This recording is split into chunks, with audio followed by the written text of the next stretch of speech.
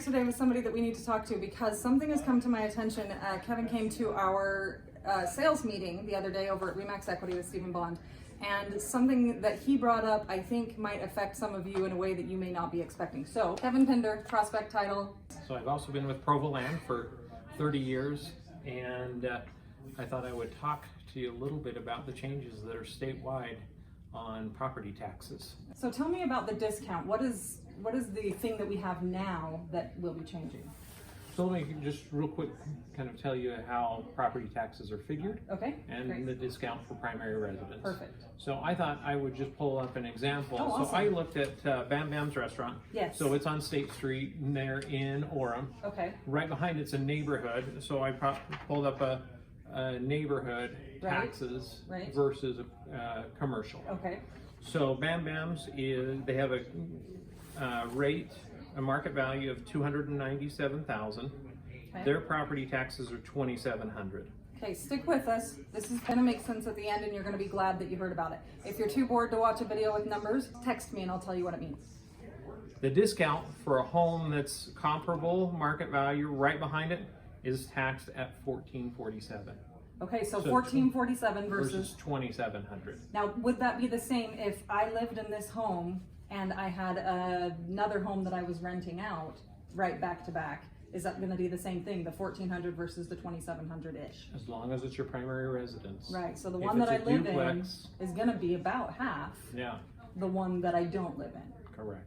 Okay, so my investors that have any kind of secondary property, anyone who can't fill out this form and say, this is my only house, they're the people that you need to watch out for. Correct. Especially if you're used to that $1,400 taxes, record a deed, and now it's $2,700. Right. Then you're going to be figure that into your cap rate.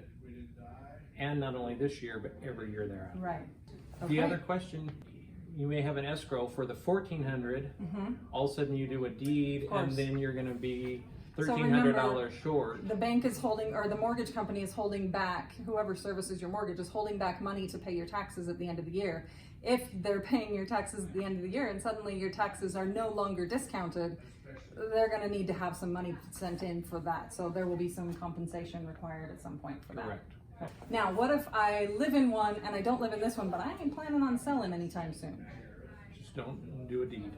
Okay, so I'm not cheating if I don't identify. That's correct. Okay, so as long as I'm not changing ownerships or changing a deed or refinancing, then we keep the current grandfathered in kind of idea of having that discount on our personal property. Okay, so did you get that? If you don't sell your house, if you don't transfer ownership, if you don't do a refi, you'll not have to worry about this.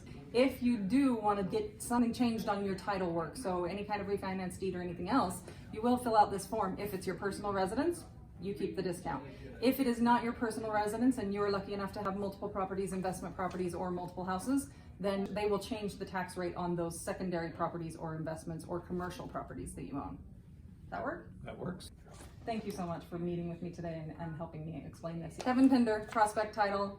All right. Okay. Thank you. Thank you. Have a good one.